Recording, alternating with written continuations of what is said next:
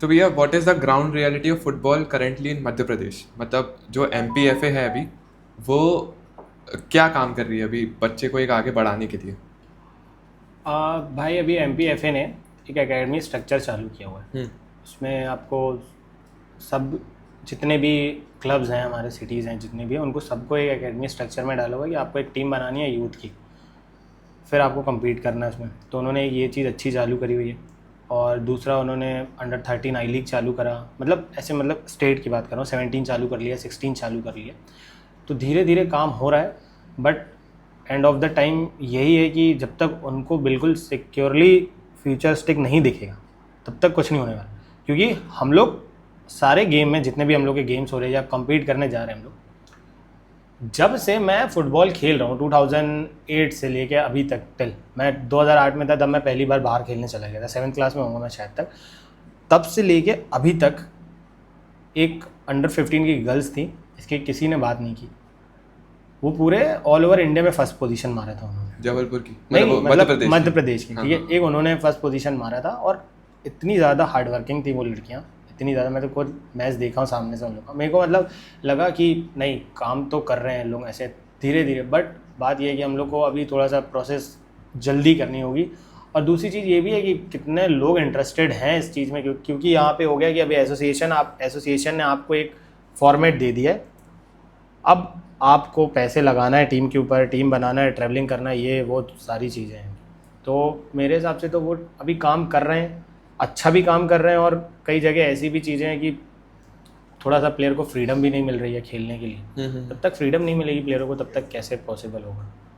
वो भी एक एकेडमी का स्ट्रक्चर चालू हुआ है, उसके बाद ब्लू कप्स चालू हुआ है, अंडर 10 के बच्चों को खिला रहे हैं उन लोग। मेरा ये है कि हम लोग को मतलब ऐसा कि साल भर, पूरे साल भर में हर एज कैटेगरी के टूर्नामेंट कंटिन्यूसली होते ही रहने चाहिए।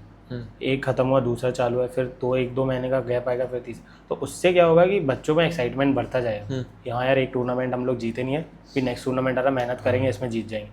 तब तक हम लोग ये कल्चर ही नहीं लेके आएंगे स्पोर्ट्स का पूरा, कि डे बाय डे हम लोग को कंपटीशन मिल रहा है, तब तक पॉसिबल नहीं है कि हम लोग आगे बढ़ सकते हैं। और MPFA तो कर रही है अपना काम, जहाँ तक वो जा सकते हैं, जिस अप्रोच कर रहे हैं जिस चीज़ के लिए, वो कर रहे हैं कोशिश तो। क्योंकि हम लोग का यहाँ बैठ के ऐसे बात करना, जो हेड ऑफिस में बैठे हुए हैं वो, उनको पता है कि मुझे कितना सब चीज़ें देखनी है, कितने डॉक्यूमेंट्स देखने हैं या क्या। मतलब एक हमारा MPFA ही ऐसा है पूरे ऑल ओवर इंडिया में जिसके पास खुद के अपनी प्रोफेशनल लीग हो रही है, होम अवे मैचेस 3 साल से तो कंटिन्यूसली लोग होम अवे मैचेस करा ही रहे हैं सीनियर लेवल पे। ओके। उसके बाद उन्होंने अंडर 17 एक लीग कराई थी पिछले साल, फिर उसके बाद अंडर 15 लीग कराई, फिर उसके बाद उन्होंने दूसरा आपका क्या बोलते हैं अंडर 12 की भी लीग हुई। उसके बाद मतलब ब्लू कप्स का भी बच्चों का चल रहा है। तो ऐसे करते करते मेरे हिसाब से अगर एक एज कैटेगरी की 16 के, अगर सपोज़ मान लो कि एक टूर्नामेंट हो रहा है, बट हमें उस टूर्नामेंट के नंबर्स बढ़ाने पड़ेंगे, एटलीस्ट 3 से 4 वो टूर्नामेंट के नंबर बढ़ाने पड़ेंगे। उसके बाद आपका 17-18 के बढ़ाने पड़ेंगे, क्योंकि जब वो यहाँ से जीतेंगे तभी वो आगे जाके सोचेंगे कि हाँ यार, मुझे ऊपर लेवल पे खेलना। और हमारे जबलपुर ही एक लौता ऐसा सिटी है पूरे मध्य प्रदेश में जिसमें 3 डिवीज़न में फ़ुटबॉल चल रही है। मतलब उसमें ऐसा लगता है जूनियर क्लब है, मतलब जूनियर एक डिवीज़न है, सीनियर एक डिवीज़न है, सुपर एक डिवीज़न। तो उसमें रेलीगेशन प्रमोशन वाला सिस्टम है। अगर 2 क्लब जो जूनियर के जीतते हैं तो वो डायरेक्टली सीनियर प्रमोट हो जाएंगे, जो सीनियर की 2 लोएस्ट टीमें रहेंगी वो जूनियर में आ जाएंगे। सेम ऐसे सुपर, ये सिर्फ हमारे जबलपुर में ही चल रहा है और कहीं भी नहीं है, ना भोपाल में है, ना इंदौर में है ये चीज़, और बाकी तो ना बालाघाट में है जहाँ पे मेजरली जो फुटबॉल प्लेयर्स हैं, बाकी कहीं पे भी नहीं है। मतलब हम लोग के लिए बहुत प्राउड की बात है कि साल में एक लीग हो रही है, पर वो बहुत ही ज़्यादा प्रोफेशनल तरीके से हो रही है। और हम लोग इस लीग को और बेटर ऐसे कर सकते हैं अगर सब क्लब सेक्रेटरीज अपने क्लब में एक कोचेज़ हायर कर लें कुछ टाइम पीरियड के लिए। लाइक सपोज अगर 2 महीने की लीग जा रही थी, अगर वो कोचेज़ हायर करते हैं तो हमारा कंपटीशन लेवल और अच्छा हो सकता है, लीग हमारी और बेटर हो जाएगी। क्योंकि जब एक कोच आता है एक टीम में तो वो यही चाहेगा कि मेरी टीम जीते। अभी वो कैसे भी करेगा, प्लेयर को कन्विंस करे कि भाई आपको मेरी टीम से खेलना है, ये करना। तो जब कोचेज अच्छे लेवल के रहेंगे तो कंपटीशन लेवल ऑटोमेटिकली अच्छे हो जाएंगे। तो उसमें ये है कि हम लोग को कंपटीशन लेवल बहुत बढ़ाने पड़ेंगे इस चीज़ के लिए। ओके। तो भैया अगर एक बच्चा है जो जबलपुर से खेल रहा है और उसको नेशनल टीम में जाना है, तो क्या स्टेप्स होते हैं, कैसे जा सकता है वो?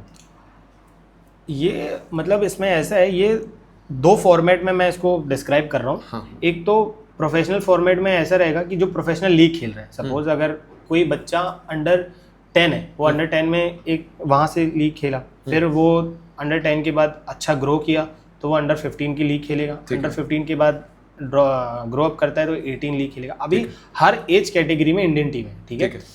अगर मध्य प्रदेश राउंड ऑफ 8 में जा रही हैं, सेमीफाइनल्स जा रहे हैं, तो वहाँ से प्लेयरों की स्काउटिंग चालू हो जाती है एज ए इंडियन कोचेस के लिए, सॉरी इंडियन प्लेयर्स के लिए।